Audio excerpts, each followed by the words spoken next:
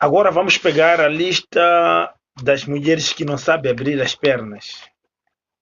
As moças que não sabem abrir as pernas. Só gostam de foder, mas não sabem abrir as pernas.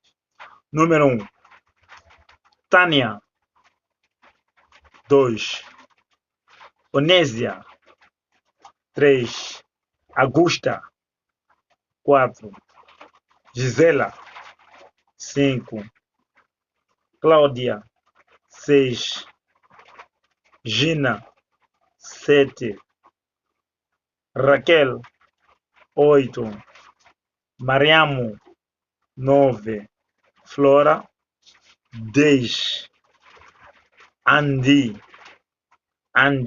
Andinha, Andreta, tanto faz. Essas são mulheres que não gostam de abrir as pernas e adoram foder.